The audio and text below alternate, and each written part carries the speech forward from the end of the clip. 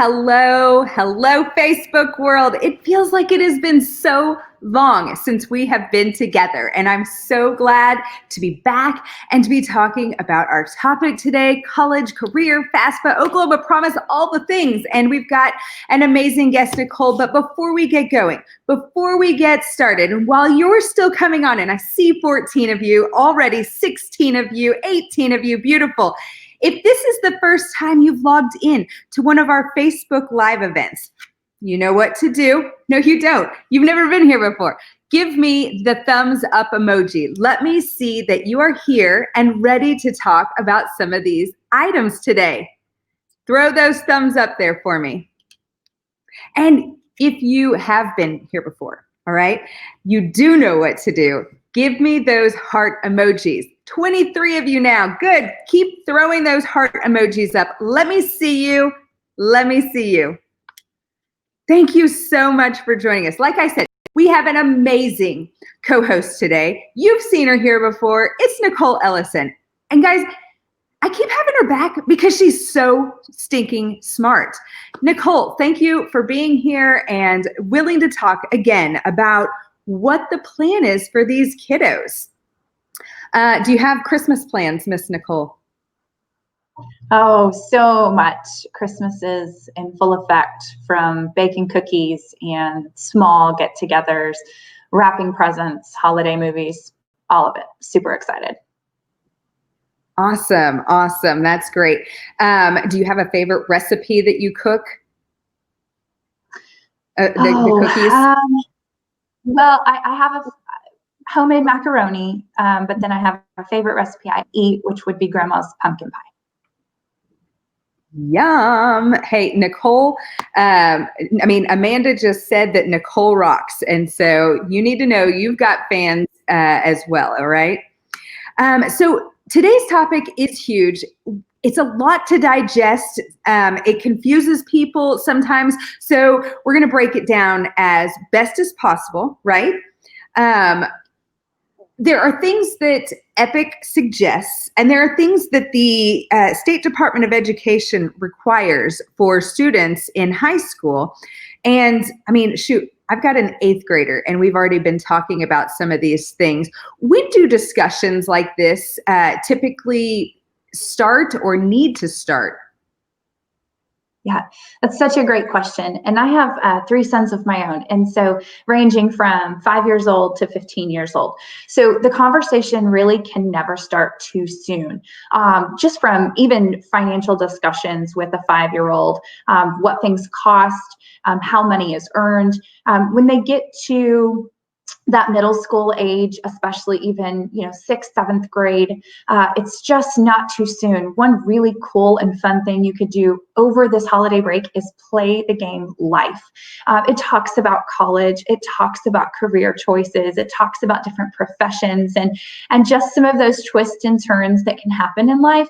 But it's a great conversation as you're helping your middle schooler navigate those waters. Another thing is to go to a local bank and get some blank, just sample checks. A lot of banks will give you some blank checks and a ledger, starting talking about those finances, never too soon. And then that helps lead in to those conversations about college and career readiness. So now, while school is on a break in a few days, it's a great opportunity to have some of those conversations early.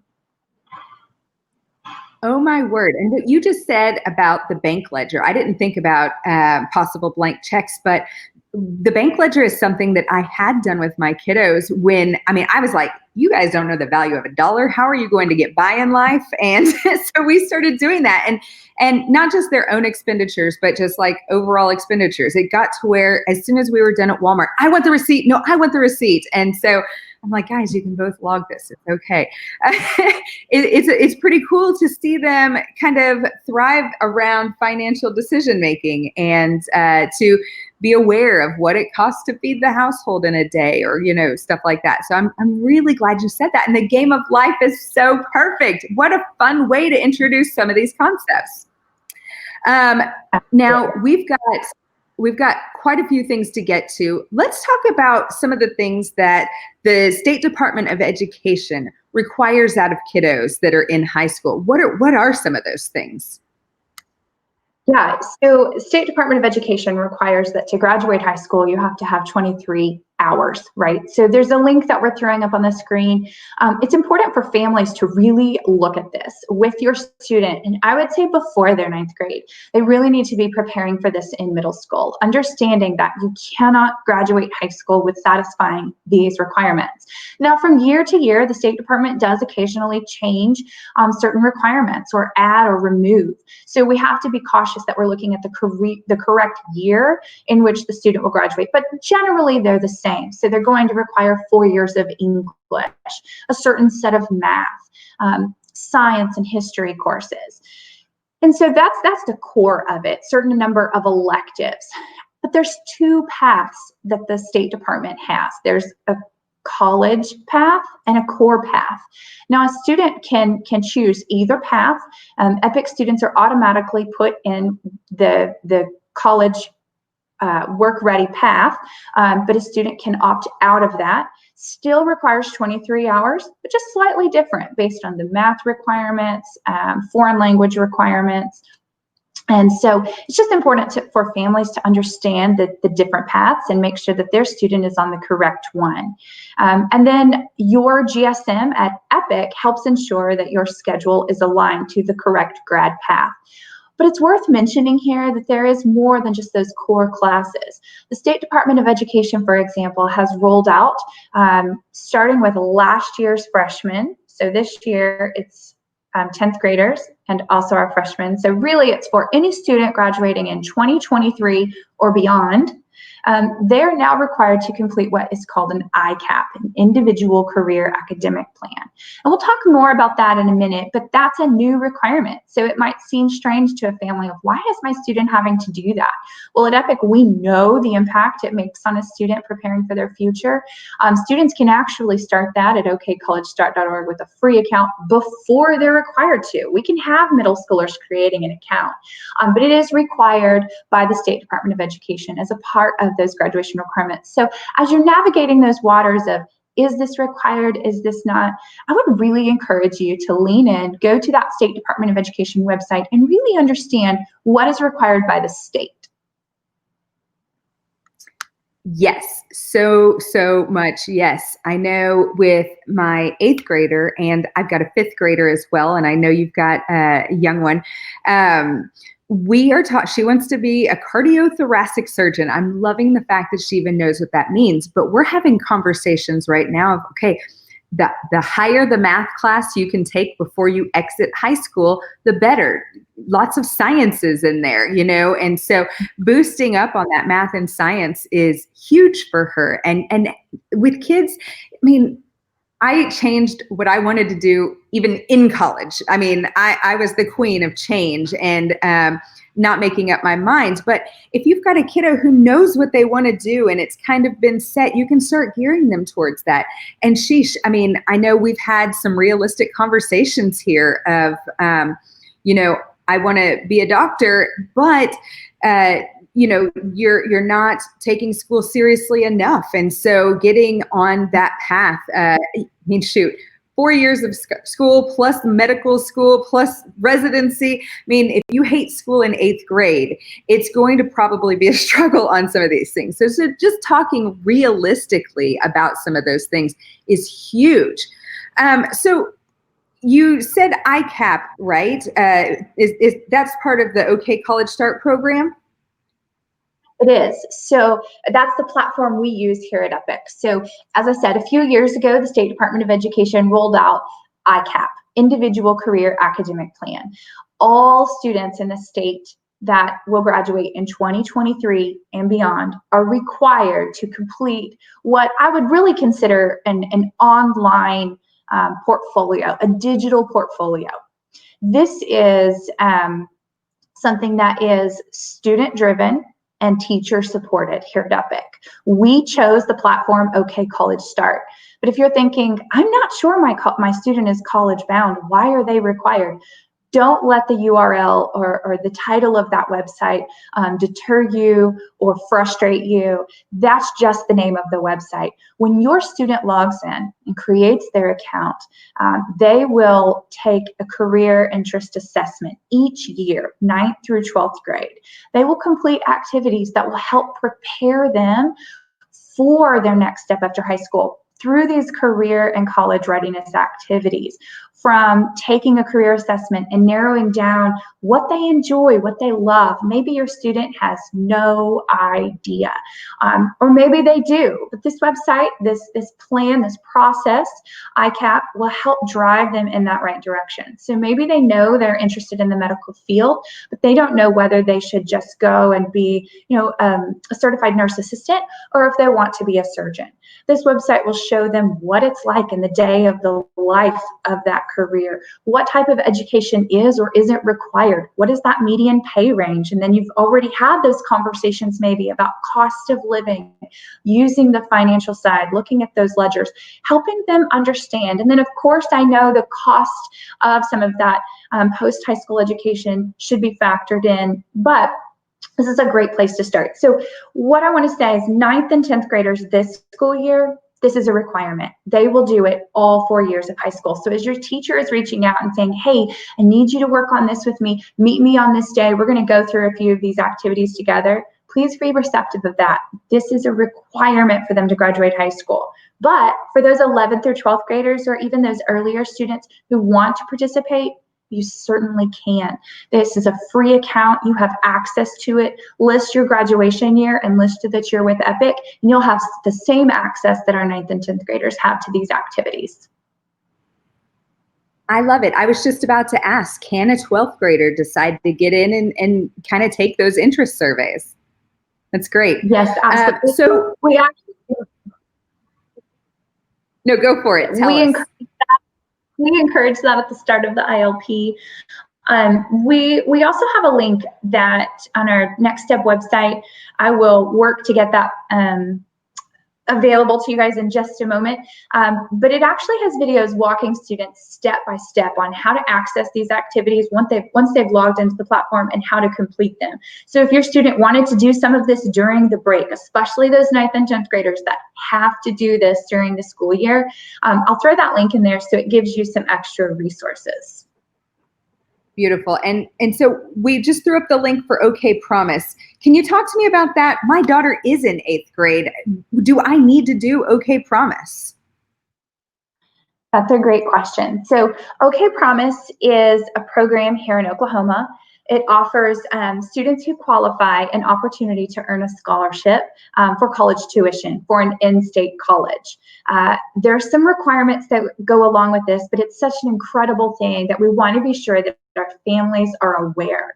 So the student must be an Oklahoma resident, and they can only apply during 8th, 9th, or 10th grade. There's no exceptions. They have to be in one of those grade levels to be able to apply for this. And then it looks at the parent's income. So when you apply, the parent's adjusted gross income can't exceed $55,000 per year. That changes if they've been accepted. By the time they actually start, the income can actually be a little bit higher. And for students who have been maybe in foster care or adopted, that income is a little bit different. So we're going to throw that website up for you. If your student is in 8th, 9th, or 10th grade, I encourage you to click the link. Just explore it. Now is the time to apply. There's no harm in applying because the outcome could be a tuition at a 2 or 4 year university, fully covered, or a portion of that tuition at an Oklahoma private college or university, or even tuition covered for an Oklahoma public technology center. So it's worth looking into. Please click on that link and take some time to look and see, does your student meet those requirements? I know before it was called Oklahoma Promise, I don't remember what it was, but my husband received a 4-year degree at OSU because of that program.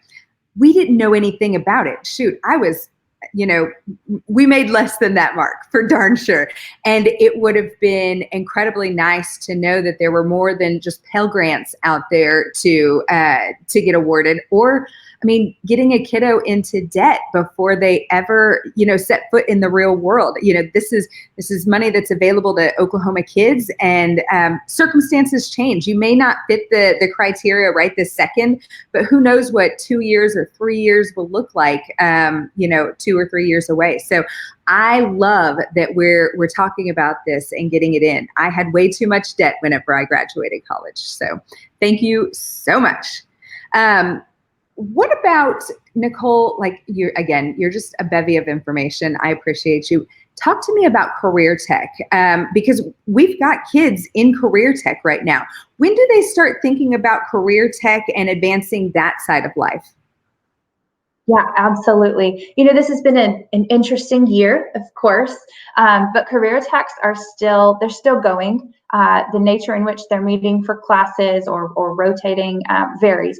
But yes, career tech is available to our students. You can attend EPIC and apply and enroll at your local career tech. Most career tech programs require students to apply for acceptance during their 10th grade year. So if you're a parent of a 10th grade student, this is your year to look at that, explore that, consider it. Each career tech has their own enrollment requirements and dates. Just like you had to apply and enroll here at EPIC, you have to do that at a career tech, and then you're enrolled in both the career tech and EPIC at the same time. Generally, a lot of the programs fill up, so the earlier the better. We do have a career tech coordinator on my team, Ashley Constable. She can get you information. And the most important thing is knowing which career tech you would attend. And we have, resources set up. You can connect with Ashley. She can help direct you to that. And then you can explore what career tech programs are available to your student. But 10th grade is that magical year. Some programs start earlier than that. Some programs or career techs would actually allow you to start a little later, maybe during your senior year, but most you apply during 10th grade year, and then you attend your 11th and 12th grade year.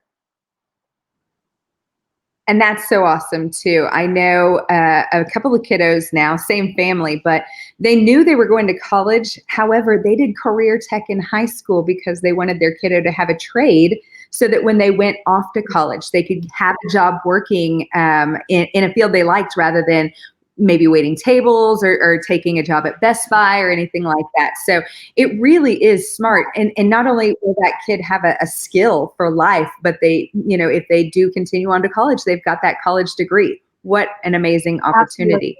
Absolutely. Well, and I do want to speak to the cost of that real quick. Is some people might think, oh, well, I can't afford that.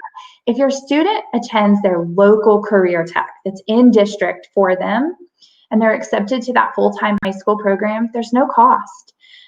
There could possibly be a need for maybe a uniform, for example, scrubs if it's in the nursing program, but that would be it. It is covered. So what a huge, amazing opportunity for our high school students to lean in and maybe earn a certification in an area and have that trade or skill.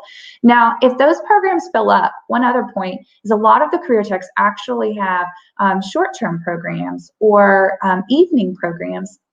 These don't count for high school credit, and they do have a cost associated.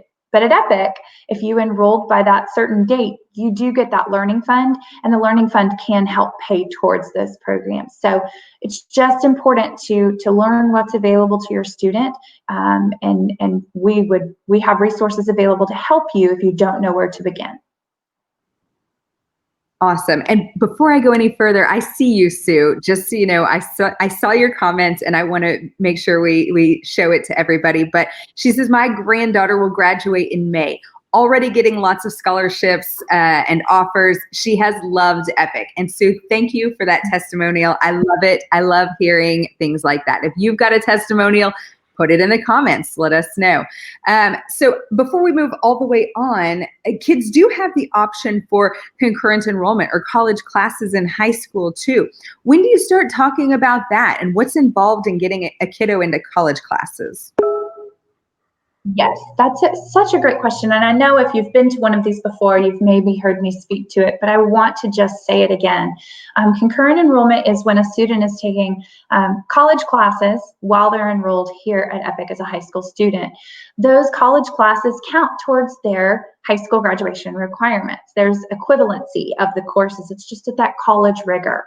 So one simple one I could share is, instead of take a student that's required to take American government as a graduation requirement set by the State Department, instead of taking that at the high school side, they could take that through a local college or university, or even through one of our partnerships with TEL, and that is through Oklahoma Christian. They can take that at the college level. They're then earning college credit, but it satisfies that high school credit. Another one is Comp 1. Comp 1, when a student takes that at the college level, then that satisfies their senior English.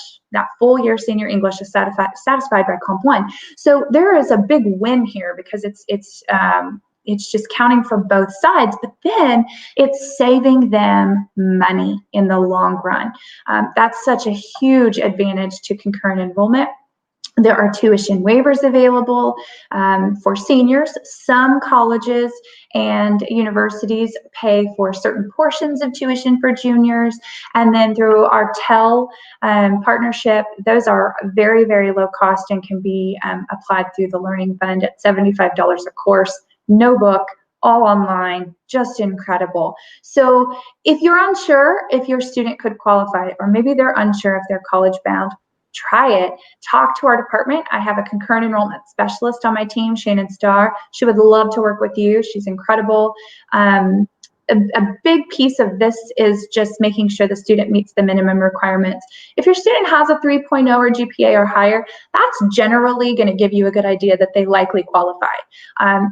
Some colleges may require an extended testing of some sort, and right now, because of the pandemic, some of those look different this year based on college admissions. So step one is determine, where would your student like to take classes from? So when you're asking when, it's not too late even for this year. Looking at that college, whether it's TEL and they apply direct, or they enroll directly through us, or whether that's at a local college like Rose State or Tulsa Community College, they have to apply to the college first. Then once they're admitted, they can enroll into the classes. And then they would just simply let us know, and we would get that on their schedule, and then they're earning credit for both. I love that. Listen, that's a life hack. Anytime you can get credit here and credit here for one thing, do it. Okay, people, do it. I'm going to give you the heart emoji. Okay, we are, nearing the end of this time, but I definitely want to talk about FAFSA. This is one of the most, I don't know why it's so difficult to wrap your head around the whole thing. And maybe it's changed since I was in college, but talk to me about filling out that FAFSA. Yeah, so it can feel really overwhelming. This is really, if you have a younger student, anything younger than 12th grade, you're not there. You don't apply for, or you don't complete the FAFSA until 12th grade. And it generally opens on October the 1st each year. It is open. And so if your student is even slightly considering college or even career tech after high school, they're required to complete the FAFSA. Maybe you always thought, well, my student won't qualify for any Pell Grants, I'm not going to. If they are going to apply to a college or a career tech after high school, it is required. Like I said, it opened on October 1st. It can feel really overwhelming paying for college. You never know what Pell Grant money is available based on the size of your family, your income, and what might be available here in the state by filling that out. That is step one, is you have to fill out the FAFSA. But then just the talk of scholarships, we could spend all day, but I want you to know there's resources. I think they're going to put a link in the chat for you for a link that my department has put together. We have a scholarship database. We've got some general information. You don't have to go in thinking, well, I have to pay 100% of this. There is money out there. You just have to know that it's an individual journey, but we've got the resources put together for you. If you haven't heard of our Find Your Future Fridays at 11, our department hosts a topic every week, and we've actually already had a topic on scholarships. We also had a topic on the FAFSA. We had a guest speaker from Oklahoma College Assistance Program come. Those are recorded and available to you.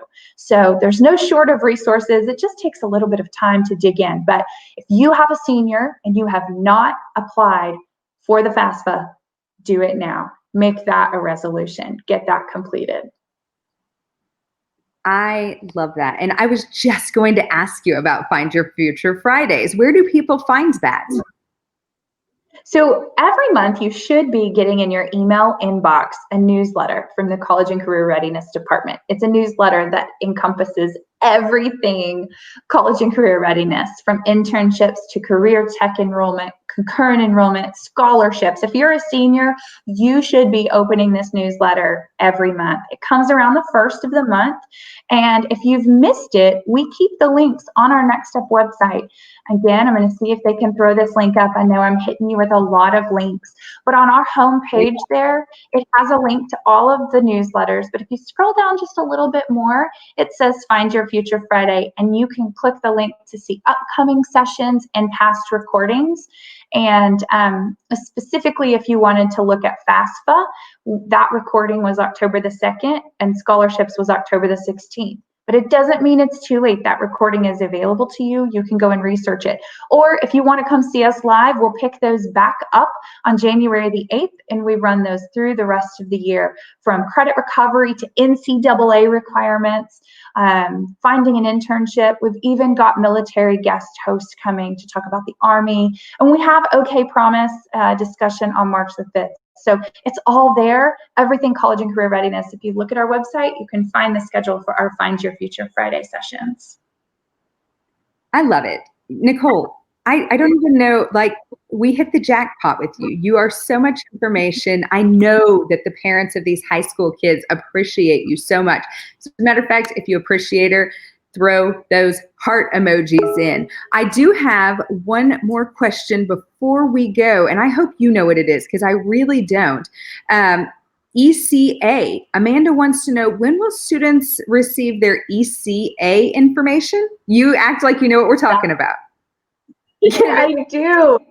Such a great question. And I'm so glad that you brought that up, because the ECA stands for Epic Collegiate Academy. And you heard me refer to TEL earlier, where this is through Oklahoma Christian and a partnership that we have where students can participate in concurrent enrollment. Well, ECA is an extension of that. We had students this year who were current 10th graders apply to be a part of this new cohort of students. And so our students who were accepted into this program, they are now a part of Epic Collegiate Academy. And this program will launch this spring for these students, and they will be on a path, a sequencing plan, so that by the time they finish high school and graduate Epic, they will also graduate with an associate's degree from Oklahoma Christian. Incredible. And don't fret if your student didn't apply. Just know that we can still sequence your student and work with your student to maximize their concurrent enrollment opportunities, so that they can still benefit from those concurrent hours. But this is a special group of students who applied, they were accepted, and now they will begin that journey this spring. If you have a 9th grader this year, look out, because this spring we will actually begin accepting applications for next year's ECA program. So generally that will be our timeline, is spring of your 9th grade year, you will be given the opportunity to apply for this program. And more information will be coming. I mean, that's amazing. You can have an associate's degree the first 2 years of college out of the way in high school. That's beautiful. Yep. Nicole, thank you so much for this information. You are amazing. Give her those heart emojis. Give her those like emojis. Show her the love right now. Thank you so much. And I see you. Thank you, Facebook world. Nicole, they're lighting you up right now. Thank you. You're amazing. Thank you again for coming on the show. Join us the next Friday. Gosh, it's going to be January 8th as well. January 8th is the next time we're going to come together, and we're going to be talking about all things new Epic, new families. Tune in because you're going to want to know. We're going to have touching on curriculum, definitely talking about Epic Essentials, benchmarking, all those things, setting a new plan for the new year. And so you do not want to miss it. Mark your calendars, subscribe to the Epic calendar, January 8th. Until then, guys, thank you so much. Thanks for making Epic the top place to work and the top place to learn.